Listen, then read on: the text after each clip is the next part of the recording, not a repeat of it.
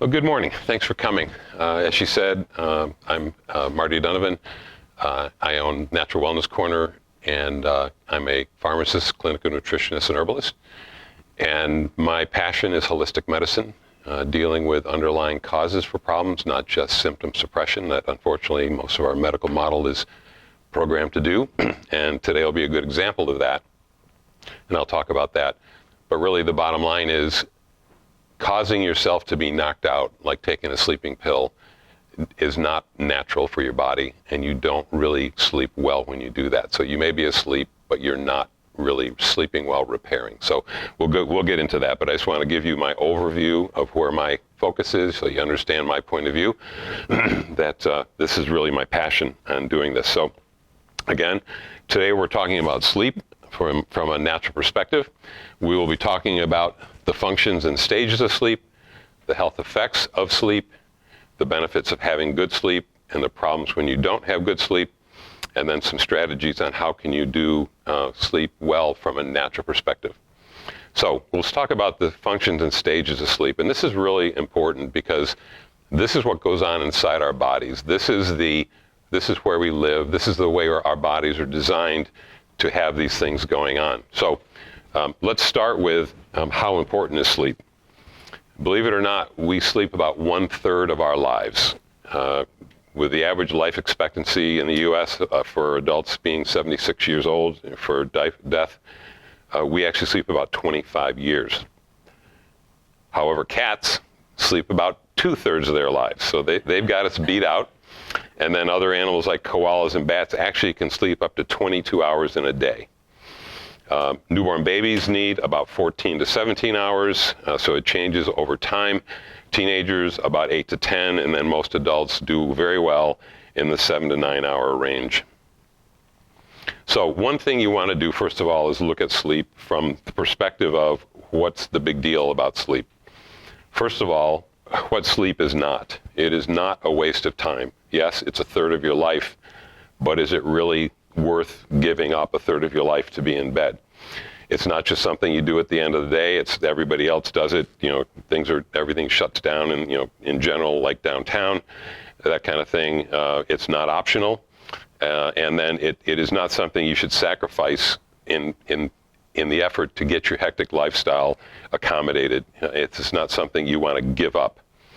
What sleep is, it is critically necessary for us. It should be a priority, something we plan into our schedule, and it is absolutely critical for good mental and physical health. This is not an option. So let's start with the internal system of our body. It's called our circadian rhythm, which is our 24-hour pattern of the release of hormones in our system that helps us with this condition of sleepfulness and wakefulness. So we have this rhythm, and we do best when we're in this rhythm, and problems happen when we're not in the rhythm. So let's start with the blue hump there. That's melatonin. Melatonin is a hormone that your body makes. That is called the sleep hormone. So typically, melatonin levels are highest at night and low in the morning. So that's the pattern. It should be low during the day, go up at night, low again during the day. And as you can see, if you look at around 6 p.m., which is on the far left, it's low and it comes up. Around midnight, it peaks out, and then it comes down. Around 6 a.m., it should be very low.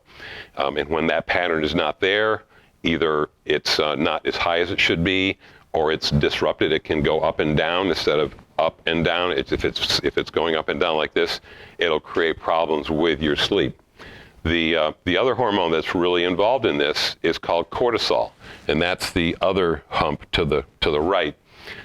That is the wakeful hormone. That's made by your adrenal gland, and this is if you think of adrenaline, you need that when you're going to work or you're going to fight, something like that. But that's the wakeful hormone. In the morning, cortisol should be high as where melatonin is very low. And then later in the day, it goes on, and you can see on the other side where it shows it coming into the base of melatonin, it should be very, very low at nighttime. And that's really important, again, for the patterning of the body. So people that break this pattern can create problems for their bodies. Working nights, so you're on the graveyard shift, or sleeping during the day, it can really affect how you get sleep, how much you're getting, how much you get recovery and repair from that sleep. So you're really working against the light-dark cycle of our Earth. We're not designed to do that. So doing that maybe temporarily is fine, but if this is your lifestyle, there's health consequences for this, unfortunately. So sleep quality irregularities can occur even with people in a short term. They're traveling to a different time zone. So if you're traveling to a time zone 12 hours out of sync with where you live, you're in an opposite pattern. You're arriving and their cortisol is high, you're arriving in the morning and yours is low because you should be sleeping. So that can create adjustment problems. And then even people with small time changes like seasonal, like daylight savings time, it's only an hour, one way or the other. But a lot of people have trouble with that, even that small accommodation. So what's the big deal then? What happens when we sleep that is really so important? First of all, a good night's sleep should be about 7 to 9 hours. Again, for an adult, it varies. You may do fine with 7, you may do well with 9. You really have to read yourself and see how you do in terms of daytime alertness and cognition thinking and things like that. But you really shouldn't be less than 7 hours in general. Within that sleep time, the 7 to 9 hours, there are actually sleep cycles. And there are 4 to 6 of those cycles that happen during that, say, 8-hour period of time. Each of these cycles has periods where we're in deep sleep, rapid eye movement, which is generally dreaming sleep, and as the night goes on, the portion of the cycle that involves dreaming sleep gets longer and longer. So, and I'll go through this in just a second. So the patterns and cycling of this progression are really critical to healthy sleep. You can't leave any of these things out. You really need that. When you are doing that, when you are interrupting them, you're not able to cycle normally. You'll see some of what happens during these in just a second. But you may then wake up feeling tired, fatigued, trouble concentrating, paying attention to things, and then sleepiness puts you at greater risk for accidents, especially car accidents, things like that, heavy machinery issues. So then let's talk about those stages of sleep. And these are very important to understand what's going on with these. So again, there's 4 stages, and there are 4 to 6 of these cycle stages during each night. So the first stage that occurs is when you're just falling asleep. Usually lasts about 5 or 10 minutes. You're relaxing, your body's beginning to get into a sleep mode. You're relaxing, kind of dozing off. Your brain, your heart rate, your breathing slow down. Again, your body's relaxing. And if you were to wake up at this time, you probably wouldn't even know you had even been asleep. This is what's called one of the non-REM or non-rapid eye movement stages. Of these 4 stages, 3 of them are non-rapid eye and 1 is rapid eye, and we'll get into that. But basically, when they say rapid eye, meaning the movement of your eyes during this time. So during this time, your eye movements are slow and rolling. You're just you're just dozing off. The second stage would be classified as being lighter sleep. Typically lasts about 25 to 60 minutes. During this time, again, your body is relaxing, your breathing slows, heart rate slows, temperature goes down. Again, this is a non-rapid eye movement time. Your eye movement during this time actually stops. Your brain waves slow down, but you can still be easily awakened during this time. You'll also, during this time, your brain begins to work on memory assimilation, accommodation. So this helps with your brain health, and it also, the brain wave changes help to prevent you from waking up. So you'll progress on to the next stage. The next stage is deep sleep. This will typically be about 20 to 40 minutes long, and then the length of this cycle gets shorter throughout the night. So the longest length of stage 3 is when you're in your first stage or 2 of sleeping. This also is a non-rapid eye movements time. Again, fully relaxed muscles. During this time, you're really beginning to repair. If you're a child, you're growing during this time. If you're an adult, you're repairing your body. Your immune system is getting strengthened by this sleep time. Your heart rate and breathing are the slowest of the whole night. If you try to wake up now, you probably have to be shaken awake. This is very difficult to wake up. If you woke up, you may have brain fog, disorientation, where am I, that kind of thing. So this stage is really important to get into this deep sleep. The last phase is called the REM sleep. This is when most dreaming occurs. So the first time this happens, it lasts about 10 minutes. But as the night goes on, this cycle gets longer and longer and longer. During this time, it's actually kind of interesting. Your body is in full mode. Your brain activity increases, your breathing can increase, your heart rate can increase, your blood pressure can increase, and it can even meet or exceed what you happen when you're awake. At this time is really critical for a healthy brain. Memory consolidation, problem solving, people say, let me sleep on it. That's what happens. This is what they're talking about. During REM sleep, you may wake up with an answer you couldn't find the night before. And actually your body during this time is paralyzed, except your eyes and breathing. That's most likely to prevent you from acting out what's going on so heavily within your own body. So again, these are just critical for the way your body processes sleep. And it's important to understand that drugs don't feed into this pattern. So if you're taking, an over-the-counter or you're taking a prescription drug, they are not feeding into this natural pattern. So napping in general is, for most people, probably not advised. But you can, if you need it, you certainly can do it, but you want to follow some certain guidelines. So what you want to try to do is try to have your nap only occur within, and I got it over there at the bottom, the first 2 stages. This is when your body, if you were to wake up in stage 2, you wake up fully alert. So that's the power nap. You can get good reparative sleep during that time, recharge the body, and as long as it doesn't take the edge off your sleep later in the evening, then you're fine if you need that. Generally, you want to do it before 2 p.m. And again, length of time, 30 to 60 minutes would be kind of the way to go.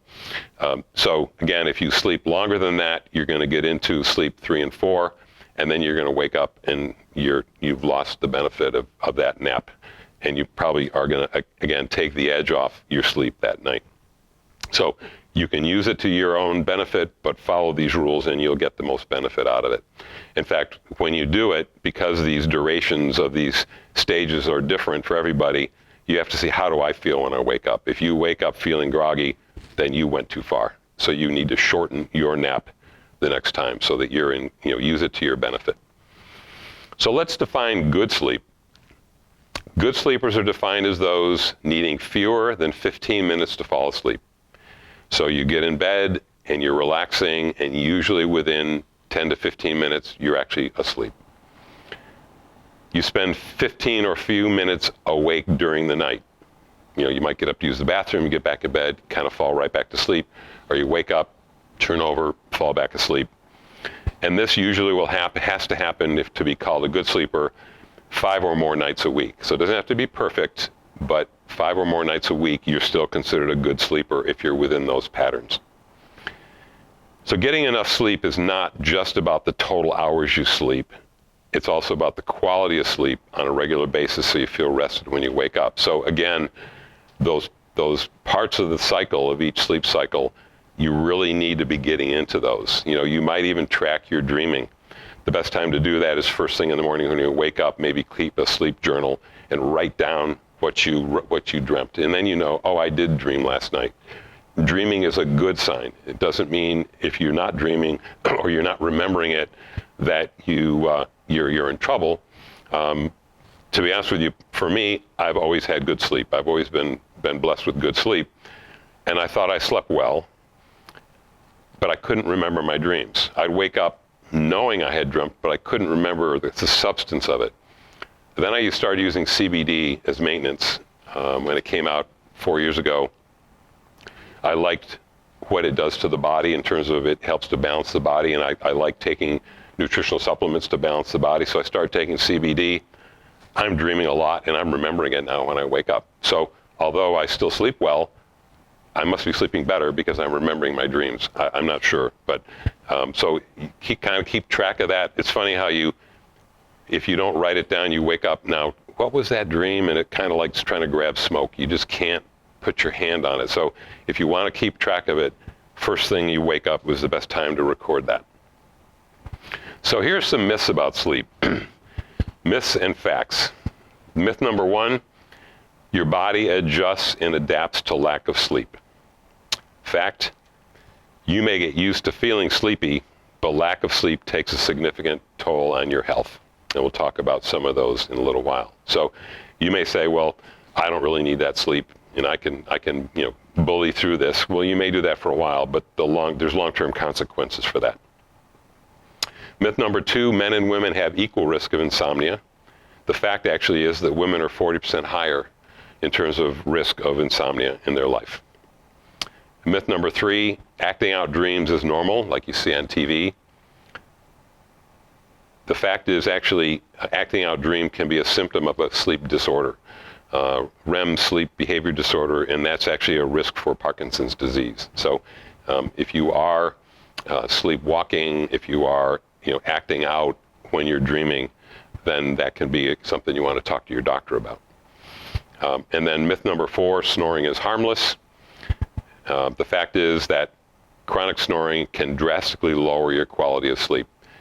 When you snore, you may have a partner, and your partner says, oh, you snore, and you may say, I don't snore, that's not me, because you don't hear yourself. The problem is you do hear yourself. I mean, it's in your own head, and you can hear that. It may not wake you up, but what it's doing is it's keeping you from going into the deeper levels of sleep where repair occurs. So you may be asleep, but you may only be in stages 1 and 2, and not getting into 3 and 4. And that's where your body, again, repairs and really dramatically helps the repair time of your body. Your body is in a cycle of activity and rest and repair. And this is the cycle of rest and repair. And if you don't do that, then there are long-term consequences. So let's talk about the benefits of good sleep. First, it boosts your immune system. Your immune system actually gets recharged while you're sleeping, and that helps you to fight infections, to fight cancer, to fight allergies, things like that. It actually can prevent weight gain, and there's a lot of weight loss studies on people who don't sleep well gain weight more readily than people who sleep well. When you sleep, it actually decreases your hunger and increases your satiety or your satisfaction with how much food is in your body. And you have the energy, then the strength, because you've been resting, to resist food cravings. It strengthens your heart. It decreases your blood pressure. Again, during your time when you're sleeping, it should be typically the lowest, although it goes up during REM sleep, but typically overall, your blood pressure should be lowest when you're sleeping, and that gives your heart a rest and your blood vessels a rest. So that will then decrease your risk of heart attack down the road. Improves your mood. Good sleep provides you with a healthy supply of stress hormones that are needed to cope. I mentioned before the two different patterns, the melatonin and the cortisol. Well, cortisol is the stress hormone. When you're under anxiety, cortisol rises to help you cope with that. So if you are not sleeping, then your cortisol is going to be high, but it shouldn't be high. That's when it should be lowest so it can recharge and get ready for the next day. It's kind of like you plug your phone in at night. Well, you're plugging your adrenal in at night so it can be ready for the next day to be able to make the stress hormones for you. So the more alert it is, the less ability you have to do that. And by the way, getting back to weight gain, cortisol causes a rise in blood sugar. So if your cortisol is rising during the night, your blood sugar is rising during the night, and that can cause weight gain. You don't need that sugar. You don't need it for energy. It's there. Your body puts it away. Diabetics often say, well, gee, I check my blood sugar at night before I go to bed. I don't eat anything all night. I get up in the morning and my blood sugar is higher than when I went to bed. That's what's happening. So this stress hormone is really important for us to manage. It helps to increase our productivity. We have clearer thinking, improved concentration, higher cognitive function. Again, your brain is being repaired, rebooted, getting ready for the next day. And you hear people say, well, I'm going to burn the midnight oil because I've got to get this done. You'd probably better go to bed, get up early in the morning, and your brain will be ready to take that on. It may take you twice as long to get as much covered if you do it late in the night, whereas if you did it first thing in the morning. It protects you from accidents. Car accidents are twice as likely when you're sleep deprived, and it's 4 times as likely if you're getting 5 hours or less sleep a night. So falling asleep behind the wheel is really a huge deal. Better exercise, it improves hand-eye coordination, reaction time, muscle recovery. Again, your body is repairing during the night. Growth hormone helps your muscles to repair and in your body to repair. So it makes your stamina better, it makes your endurance better, it makes muscle growth better. Improves your memory. Your mind is processing and consolidating your memories while you sleep. So again, it's the like the backup. You're getting your mind ready for the next day, helping to process what happened during the day so that it becomes part of your long-term memory. So it really is very important. Helps with body repair. The growth hormone that we need when we grow up to make us the size we are as adults, this helps to keep us in good repair. So growth hormone is actually at its highest levels while we're sleeping, and it keeps our bodies younger longer. And then detoxification. This is a time when the body is detoxing, and the sleep is an important part of that so that you can get into this detox mode. Your liver does its peak detoxification during the night. Your lungs, we don't think of lungs as being a detox mechanism, but anytime something leaves our body, technically we're detoxing. So breathing out, you're detoxing. That's why they can do an alcohol test for someone, a drunk driver. You're breathing that out. Your skin, your hair, your nails, these are all things that are growing out of your body, and they're part of detox. So during nighttime, this is when your body is really working to keep you clean and healthy. So now let's talk about some of the sleep problems. Insomnia. The American Sleep Association says that nearly 70 million Americans have some type of sleep disorder. Insomnia would be considered to be the #1 sleep disorder. Those with insomnia have trouble falling asleep, staying asleep, or both. Anxiety about falling asleep often makes the condition worse. Most of us have occasional insomnia, so it's not something to panic over. It does happen to almost everybody at some point. Chronic insomnia would be more defined as lasting at least 3 nights a week for more than a month. And this can trigger the serious daytime problems, some things like the troubles of not sleeping, like exhaustion, irritability, difficulty concentrating, and again, falling asleep behind the wheel, things like that. Sleep deprivation can have major negative health effects. Just 24 hours without sleep can cause significant mood swings, difficulty functioning, and altered perception. So just one time of not sleeping well can really dramatically affect you. So what's the incidence of this? 1 in 3 people have brief insomnia symptoms. 75% of adults ages 65 and older have insomnia symptoms. So you can see it's a bigger problem as we get older. And 20% of teens have insomnia problems. 1 in 10 people have chronic insomnia problems. So again, this is not a minor thing. It's happening a lot. And so what are some of the signs to show that your sleep is not the way it should be? You have problems with your normal sleep-wake cycle. You might have difficulty falling asleep. You might have trouble, you wake up and then you can't return to sleep. You wake up earlier than you want to. You have difficulty waking up in the morning. You're just not ready to start your day because you didn't sleep well during the night. And some symptoms that can actually disrupt your day, things like feeling tired even though you've had a night's sleep, sleepiness when you're driving, daytime fatigue or sleepiness, worrying about sleep. So you're now adding anxiety to your day because you're worried about tonight. Even though it's in the morning, you're worried about, oh, is this going to happen to me again tonight? Sleepiness during the day that makes it difficult to do everyday activities like concentrating at work. You fall asleep at a meeting with your boss, not a good thing. Fall asleep at your desk, those types of things. It can affect your job performance and things like that. Things that might keep you awake at night, we'll go through more of these in a minute, but a few of them are frequent loud snoring, your partner snores, apnea, pauses in breathing, or gasping while sleeping. So the unfortunate thing with insomnia is it can become a downward spiral.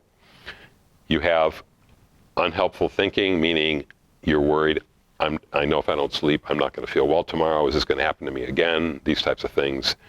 You're then, because of this type of thinking, you're then actually more awake and alert. Then you begin to get into the anxiety and frustration part, which makes you even more alert. Then you begin to say, well, what am I going to do? Maybe I'll just sit there and watch the clock. You're tossing and turning. I can't get comfortable. And then that leads more to the same thing. You're now even more alert, and now you're worried about not sleeping. So that spiral is a bad cycle to get into, and it feeds on itself. So we talked about the fact that there are problems. So what are some of those health problems that can happen to us with sleeping too little? I already mentioned car crashes. 6,000 fatal car crashes yearly are caused by drowsy driving each year. 1 in 25 adults who've fallen asleep at the wheel in the past month. That's not a small number. Weight gain is a big deal. With lack of sleep, there's more cravings, especially seeking out sweet, salty, and starchy foods.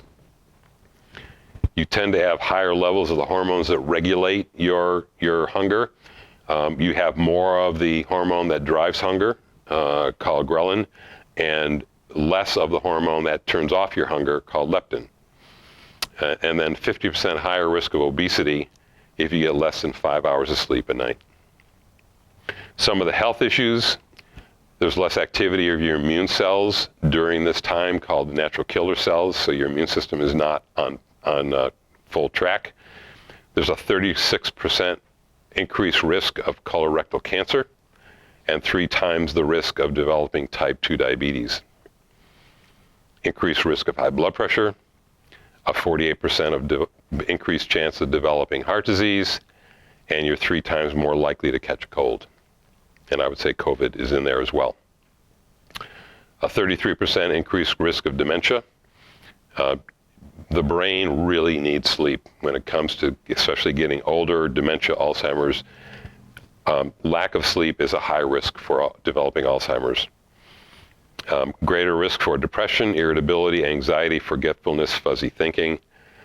And how much sleep deprivation can your brain age is 3 to 5 years by sleep deprivation. So it causes just negative health consequences down the line.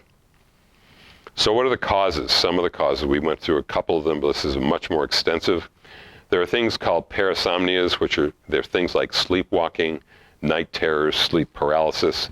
If things are like that are happening, you want to have your doctor involved with that. There can be environment around you, like you have little kids that are waking you up, or your own pets, they nudge you in bed or they kick you out of bed. Neighbors certainly nearby, on the side, below, above, the noise they make can cause problems. Again, if you're napping too late in the day, or for some people, if you nap at all, that may be a problem. The room environment, it might be too hot, too cold, too humid, too much light, too much noise.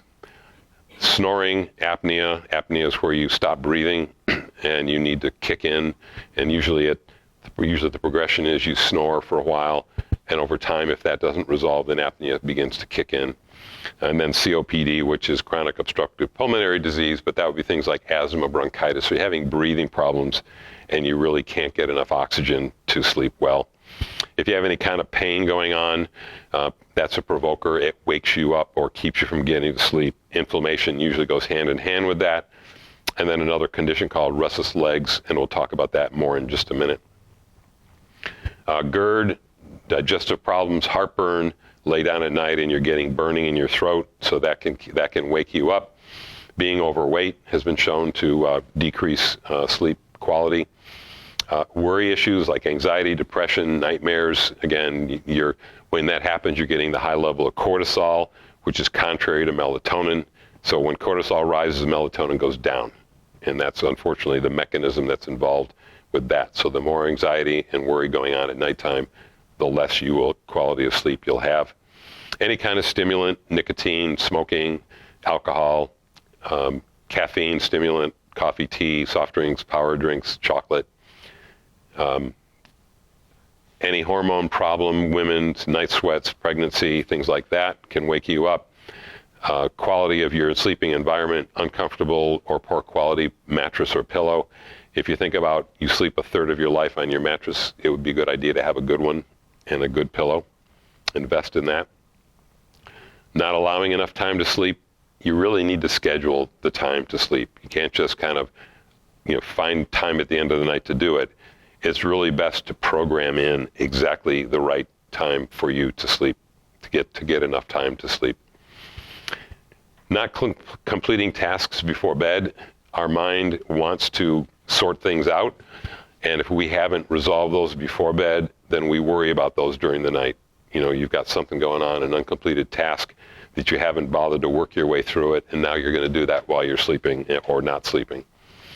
Clutter in your office, or having your office clutter in your bedroom, or having your office in your bedroom, it really distracts you. Your mind gets, that paper's on my desk. I know I need to finish that. It's in the same room as you are. Your room needs to be like a sanctuary, so decluttering and moving those to a different area is really best. Not tiring yourself out. Exercise is good for you every day, and that helps you to sleep better. So some people are just not ready to sleep. Think of little kids, we get them to get all their energy out so they'll conk out and go to sleep. Well, we need to do that too. Unresolved issues, anticipating a stressful next day. So anything that you may have a broken fellowship with someone, and you need to take care of that so that you can then get that resolved and not think it through in your mind and roll things over that way. Certainly getting up to go to the bathroom can be an issue. Some people have bladder trouble, and working on that medically is important to do. But fluid intake is what a lot of people deal with. They just drink too much liquid in the evening and it has to come out. So after 6 o'clock, try to reduce the amount of fluid that you have.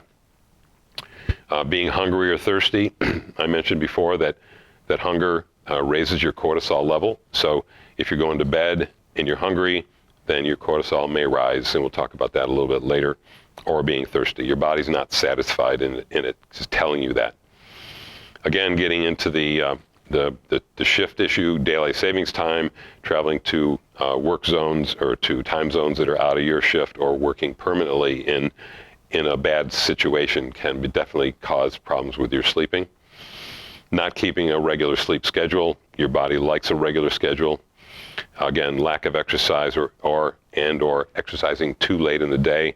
You're getting adrenaline release when you exercise, and you may find that keeps you from sleeping. Any kind of illness that may possibly affect your sleep. It could either be something you're living with long term, or it may be an immediate, like say getting a cold, you can't breathe, you can't sleep. That would be an acute, immediate situation. Let's get back into the restless legs cause of lack of sleeping. This is an uncontrollable urge to move your legs. It affects about 7 to 10% of the population. It's primarily kind of symptoms are unpleasant sensations in your legs. So some of them are aches, pulling, itching, sensation of bugs under your skin, tingling, tightness, or even electrical or jolting sensations in your legs. It usually occurs at night or during periods of rest. So during the day, your muscles are active. It doesn't happen. But as soon as you just relax, it could be you put up your legs at the end of the day, or you lay down at night, and then these symptoms can come on. And moving, like if you're standing up and moving, it doesn't bother you. But as soon as you relax, so moving your legs around, which is the restless legs, helps to ease the symptom.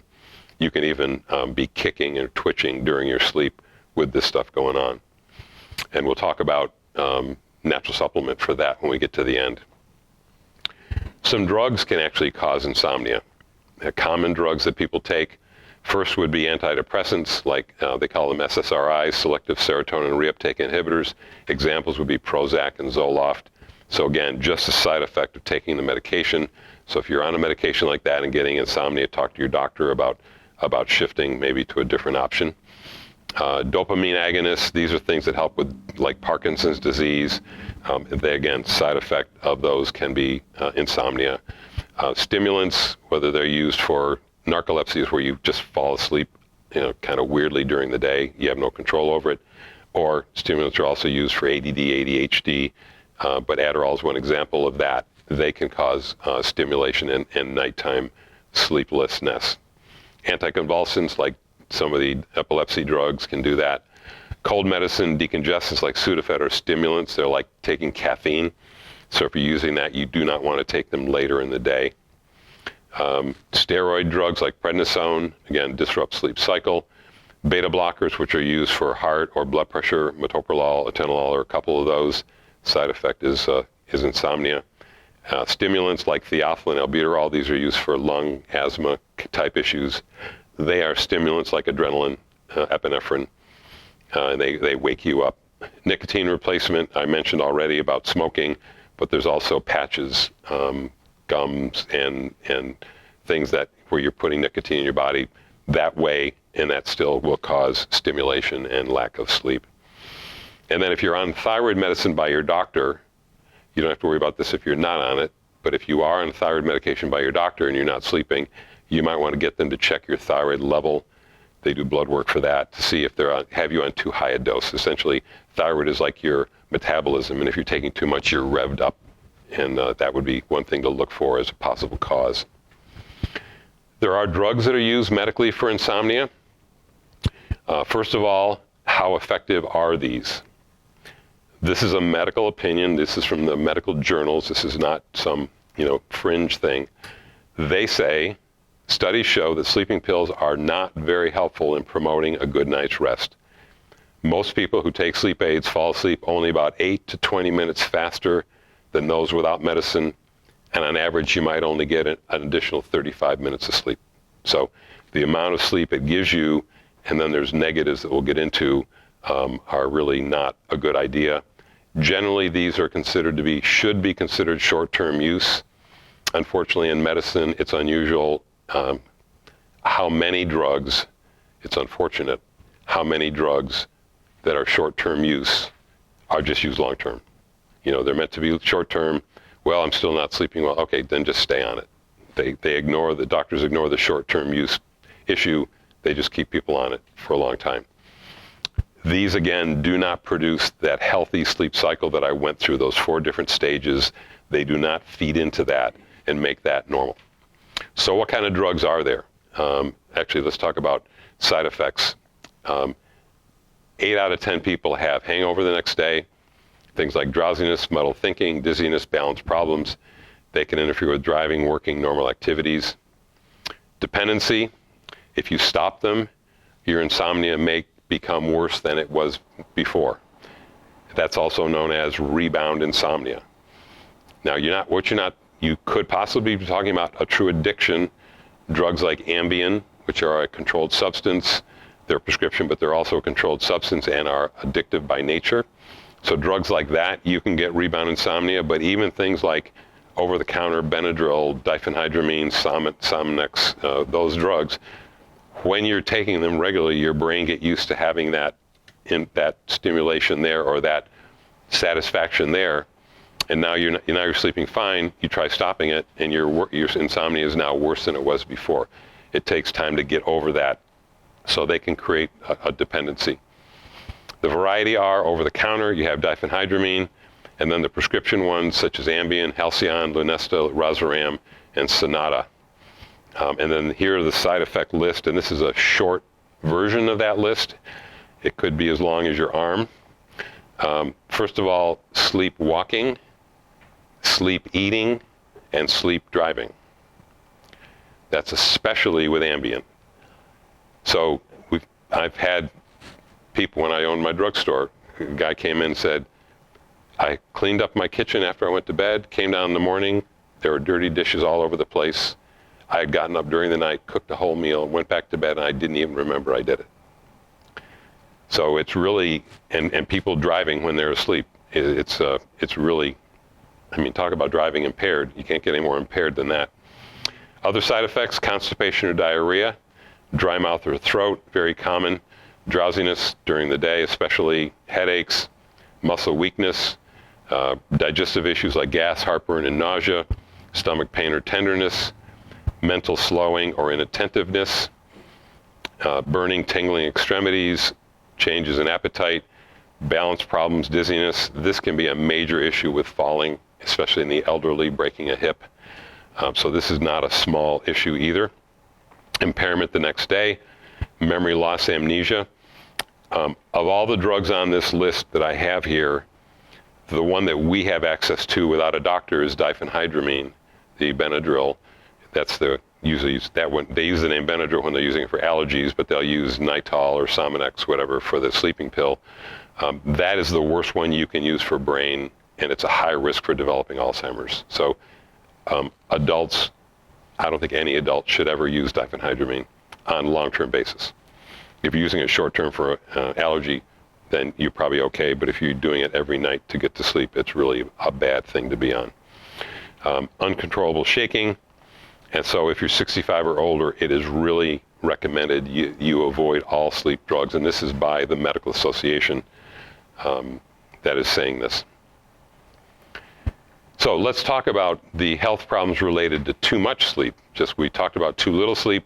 Let's briefly talk about too much sleep, the other side of the coin. Individuals who sleep more than 10 hours generally have worse health than those who sleep more in the healthy range of 7 to 9 hours.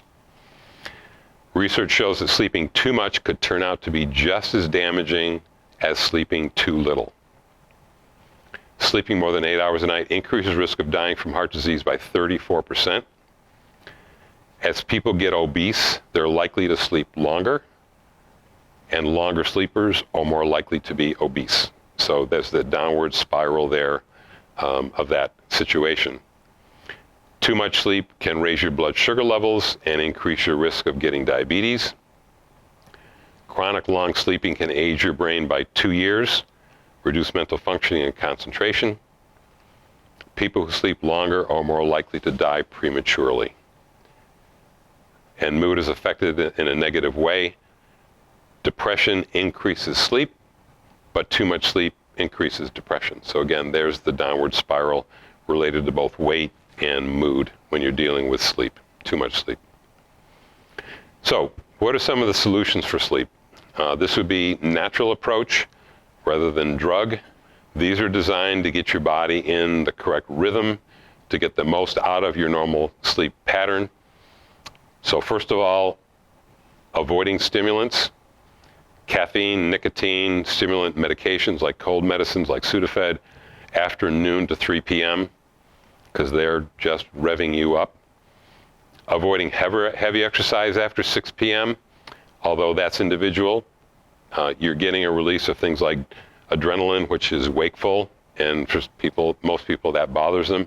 I've talked to other people, I work out just an hour before bed and I conk out and I sleep like a log. So it's really individual, but in general, avoiding heavy exercise later in the day is a better idea. What you might do is a walk, maybe a 20-minute walk before bed, just a slow, meandering walk, just to get a little movement going on. But you do want to try to exercise every day, 30 minutes of exercise every day. That helps your whole sleep cycle. And so the goal with healthy exercise, in my opinion, is don't run, walk, and walk like you're late for an appointment. So you're moving along, you're getting your heart rate up, but you're not overly taxing your joints, things like that. So 30 minutes of walking at the least is a great way to sleep better. Looking at what you're eating and drinking, you do not want to have a big meal 3 hours before bed. It takes time to process that food, and you don't want to be doing that while you're sleeping. Reflux, GERD, heartburn is common for people that go to bed with a full stomach. If you are hungry when it's time to go to bed, then have a light snack, maybe a half hour before bed, a couple tablespoons of nuts or seeds, maybe some cheese, that kind of thing, to give your body a little bit to top off your blood sugar. And then fluid intake regulation. Try not to drink a lot after dinner, maybe 6 p.m. on, have smaller amounts, and maybe nearer to bed, maybe a warm, if you want to have like a small cup of chamomile tea, something like that, something warm to give you a little more fluid, but not to give you too much, and the warmth relaxes your body. Light, we're designed for a light-dark cycle, so we need to feed into that. So at nighttime, we want to avoid bright light and blue light from electronics, like handheld devices. Try to avoid that a couple hours before bed. Light affects the way we make melatonin and we make cortisol. So darkness causes melatonin to come on, light causes melatonin to go down, light causes cortisol to rise. So you get the benefit of, being in the dark means you're going to have high melatonin and low cortisol. And then in the morning, high light means high cortisol and low melatonin. So you want to avoid that stimulation. The blue light that comes off of electronics is like daylight. So you can be sitting in a dark, say you're sitting in bed with your phone and you're reading a book or something like that. It's like you're at noon outside and your body's taking that in as if it were noon. Now I know they have blue light blockers, things like that. Those are fine if you use those.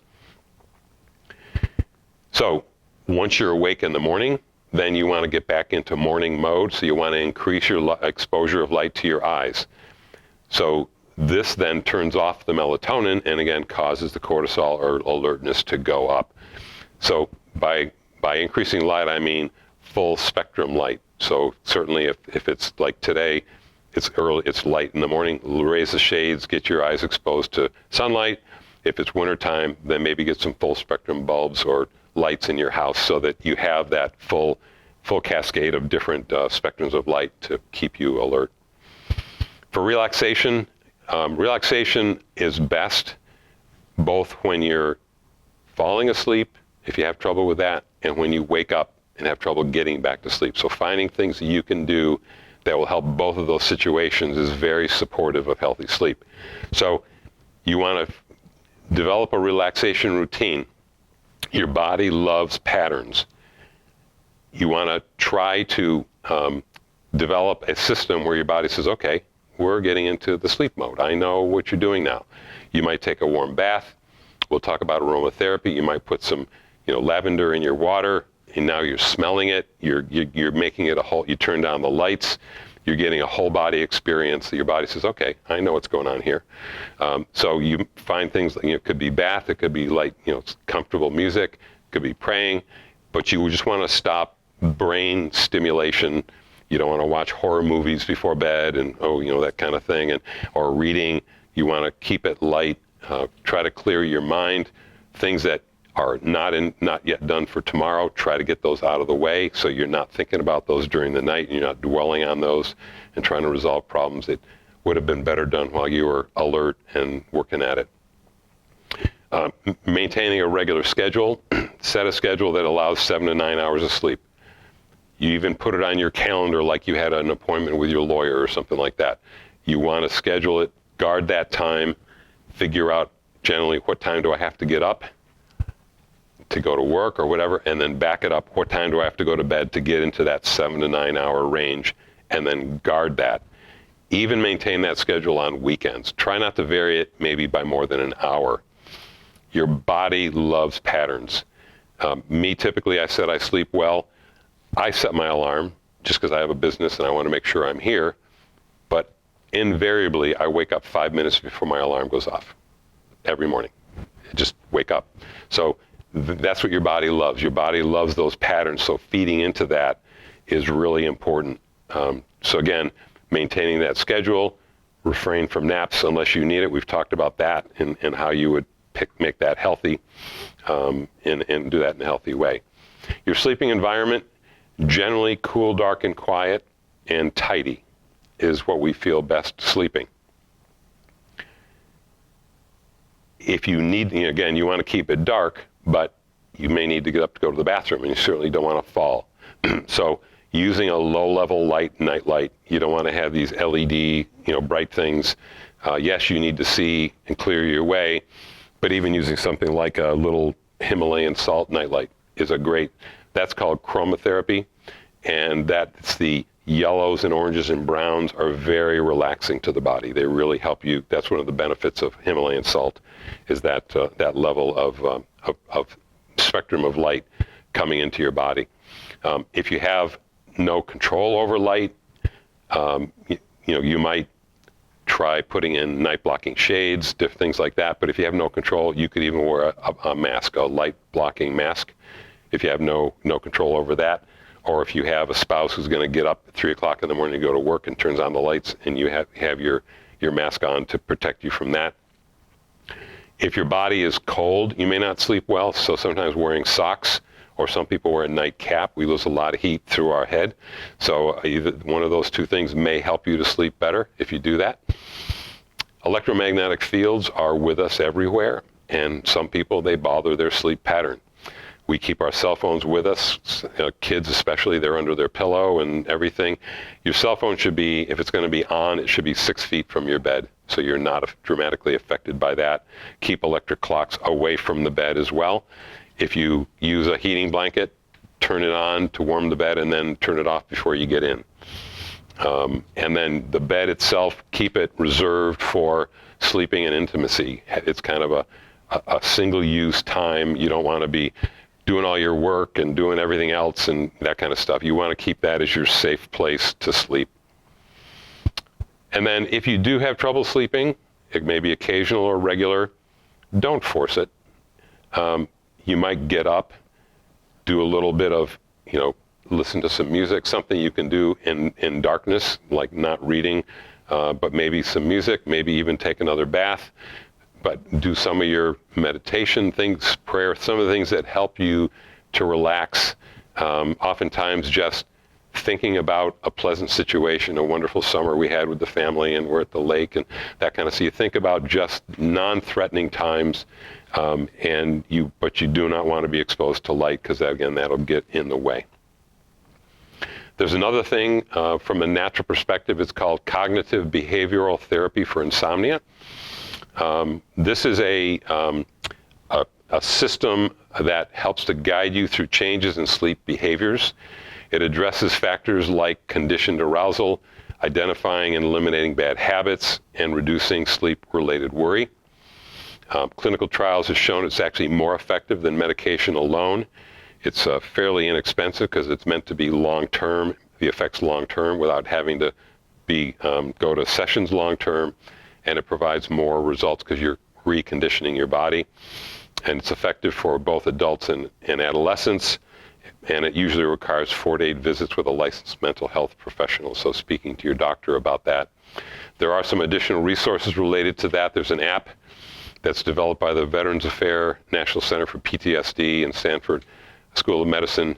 It provides sleep journals, exercise to help you fall asleep, including muscle relaxation, breathing, and guided imagery. And you also learn how to build effective sleep routine and improve your sleep environment. So you're dealing with your sleep hygiene. You're dealing with the patterns that can help you sleep long term. Another way some people find helpful is to keep a sleep journal. And if you want to do that, there are inexpensive ones available on Amazon that you could access and use that. Now, on the other hand, there are supplements. For those of you on TikTok, the QR code gives you access to those. But there are a variety of them. My favorite is melatonin. When you supplement some hormones, it turns off your body's production of that hormone. Thyroid is a good example.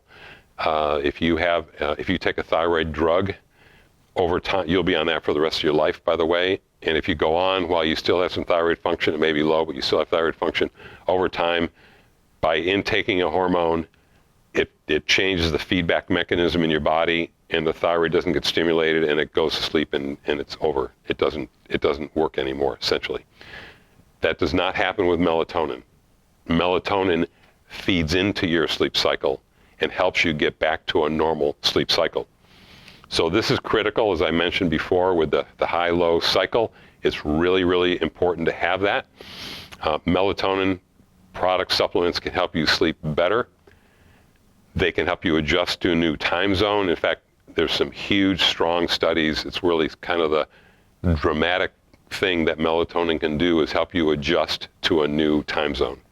Whether it's temporarily, like you're going on a trip for 2 weeks, or you move to that new location, either way, it can help you with both of those situations. It also improves the quality of your sleep and gives you energy for the next day, because it's giving you from the outside the same hormone that your body would normally make, and for some reason is not doing that. While you're working on resyncing your schedule, you have that available, and it helps you to fall asleep faster. Dosing wise, this is my first choice in terms of dealing with sleep. I like using it says melatonin SL. That means sublingual. That means that's a tablet that's designed to dissolve in your mouth. Regular melatonin capsules and tablets are not designed that way. If you put them in your mouth, they won't dissolve. So this one, what I recommend is starting with using a 1 milligram pill, and you're starting with 3 tablets that you put under your tongue about a half hour before bed. And that's whether you have trouble falling asleep or not. You're starting out with a high level of melatonin when you're going to sleep. You're feeding into that. Remember, the rhythm is high at night and low in the morning. If you then wake up early in the evening, let's just say you've been awake 2 hours, you've been asleep 2 hours and you wake up, so you're up here for 3. Now you're here, you're not at the bottom yet, you dissolve 2. So you're feeding into the downward rhythm. If you wake up later, but there's still a couple hours of sleep, you do 1. So it's a 3, 2, 1, feeding into that melatonin rhythm. If you were to take the 3 milligrams and then take 3 milligrams, you're going like this, take 3 milligrams, you're like this, and you won't wake up alert because you're giving your body too much melatonin at the wrong time. So this product can oftentimes be short term. As I said, it does not stop you from making your own. It feeds into your own production. So what can hopefully happen over time, you should hopefully find that if you are waking up in the night, now you're not. You're still taking the 3 at nighttime, but you may not be taking the ones you wake up in the middle of the night. So you're sleeping through the night, and you're still on those 3 at nighttime. Once you've slept with just the nighttime dose for 30 days, good sleep in a row, you drop down by 1. So now you're on 2. 30 more days, good sleep, drop down by 1. 30 more days, stop it, and you may be off it. At any point, if you start to fail and it comes back, just add 1 back in, follow the same program. Try to get to 30 days of good sleep and try dropping down again.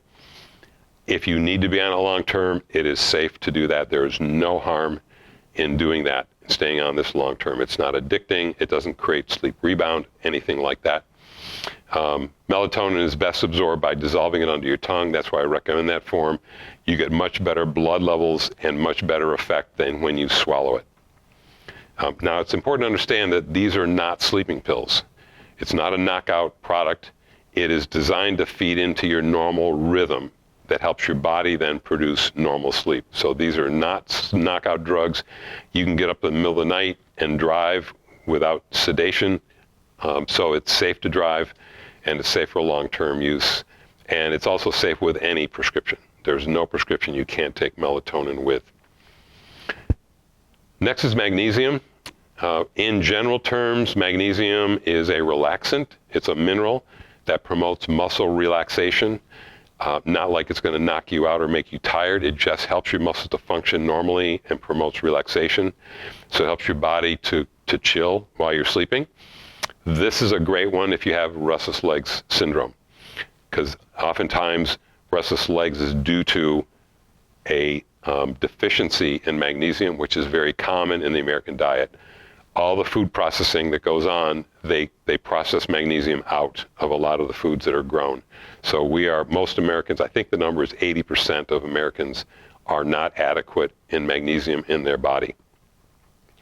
And magnesium also involved in helping with certain neurotransmitters like GABA that's involved in relaxation and that kind of thing. So it helps with calming the spastic muscles, because magnesium helps muscles to relax.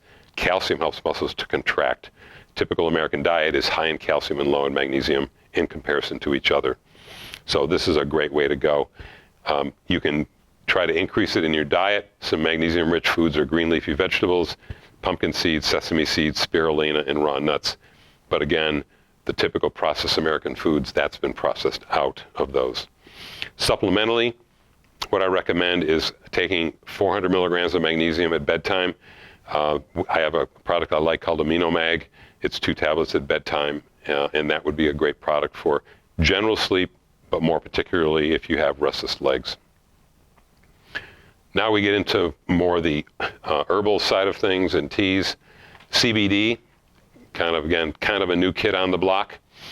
CBD has a lot of clinical trials, and they're doing more and more with it. The primary areas of benefit in research is showing pain and inflammation, mood issues like anxiety, depression, PTSD, and then sleep. So you get the benefit of all of that by taking one product. The product I recommend using is we carry a company called Ananda Professional. That is the only professional grade hemp product in the US. They have FDA approval for studies, and they have ongoing studies right now and clinical trials going on in hospitals and research centers to show how valuable this product is. The dosing I recommend, this product would be called the 600. That means it has 60 10 milligram doses in the bottle. That's what the 600 means. A typical dose would be half a dropper of oil, which is a 10 milligram dose. You would hold it under your tongue, put it in the mouth, hold it under the tongue for a full minute before you swallow, eat, or drink, and you've had your dose. If you swallow it, you lose a third of it through your liver, so you need a dose higher. We do carry capsules, but they're 15 milligrams because you swallow those and you lose 5 milligrams through your liver. So if you don't prefer oil, that is an option, but you take 15 instead of 10. And then you evaluate your success by your response. So you do 10 milligrams, go 3 or 4 days, 3 or 4 nights sleeping, and evaluate. That's where keeping a sleep journal can help. We also have a dosing sheet that we provide with the product, and on the back it has your symptom journey. You can rate your symptom on a scale of 1 to 10. It could be your rating anxiety, pain, and inflammation, or mood, whatever. You can evaluate them all. But you objectively see, is this making a difference in my life? If you get to the end of 3 or 4 days and you're great, then that's your dose. You stay on that level. If you find, no, I still need more help, either did nothing or it's helping but not as much as I want, now you go to 2 doses. So you go up by 10 milligrams at a time. So now you're doing, instead of half a dropper, you're doing a full dropper. Do that 3 or 4 days. If you need to, go up to dropper and a half, then 2 droppers. So you just work your way forward until you get the desired effect, and that'll be the level that you would stay at. Herbally, I like valerian. Valerian is great for almost like, if you want to call it, a sedative. It helps to improve the rate at which you fall asleep, improves the depth of your sleep, and the overall quality of your sleep. So it can just help. You may say, I go to bed at night, I'm not worried about anything, I'm just laying here and I can't fall asleep. This is a good option for that situation. Dosing would be valerian extract, 2 capsules a half, about 45 minutes before you go to bed. Next one that would fall into the category of I'm not able to fall asleep, but this time for a busy mind, is L-theanine. L-theanine is an amino acid derived from green tea, extremely safe with any medication. This helps to increase the neurotransmitters that are involved in our mood, emotion, alertness, concentration, and sleep. So it helps balance brain chemistry and just helps relax your body without sedating it. The dosage I like to start with is 200 milligram capsules, taking 400 milligrams, half hour before bed. And again, this would be if you get to bed and you just can't turn off your mind, or you wake up in the middle of the night and you can't turn off your mind, you can dose again. So this can be repeated. By the way, this dose can also help people, they're going into like a panic attack, anxiety attack, and oftentimes after taking this within 20 to 30 minutes, you just feel less that way. So it's a nice relaxant without causing any sedation. Again, you can get up and drive. I wouldn't be wild about getting up and driving on valerian, but some people do take valerian during the day for mood issues. So it's your individual response to that. But in general, theanine would have no trouble. Valerian may have trouble. And valerian, again, if you're taking certain medications that can cause drowsiness, I'd be careful of those. Talk to someone who's trained in that. That's what I do. But if you're on, say, you're taking a Xanax at bedtime, you want to be careful of valerian with that. Chamomile, another herb, typically used in teas, and there's other forms of essential oils, etc. Again, it has a sedating effect, which can help with sleep. And so sipping some chamomile tea before bed can often be helpful with that. Aromatherapy, this is kind of an interesting area. It's amazing how our bodies are geared towards smell. You smell something and suddenly you're 20 years back. You remember an event where you smelled something and it just brings the thing alive to you. When I was in training for this, the instructor was talking about a family that went deep woods camping. They were a young couple, and they had a 4 or 5-year-old boy, and he took off. Just one of the way kids do, that you turn around and boom, they're gone. And they searched for him for 12 hours. They found him, but they searched for him for 12 hours in a panic, and they found him, and he's safe, and they brought him home. And after that, the wife could not have a Christmas tree in her house because they were in a spruce forest, and it brought back the terror of that. So it can be a negative thing, but on the other hand, I mentioned creating a good pattern for your body.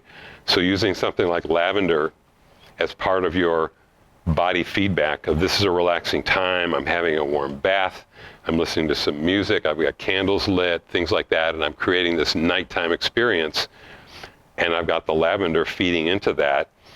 And then you get a night when I don't have time to take a bath. Well, the lavender brings that whole experience back to you, so you get the advantage of that without having to do all that all the time. So anyway, that's just one option.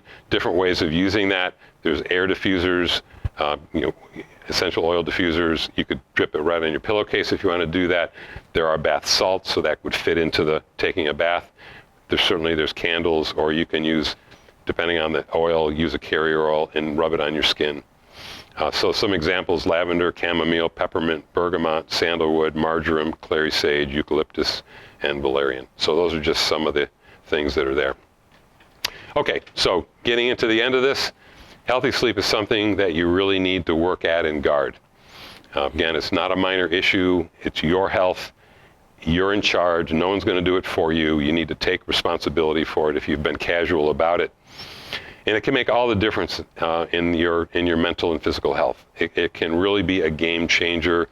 How tolerant are you to other people? How do you get along with others? Are you short? Are you easily angered? Do you fly off the cuff?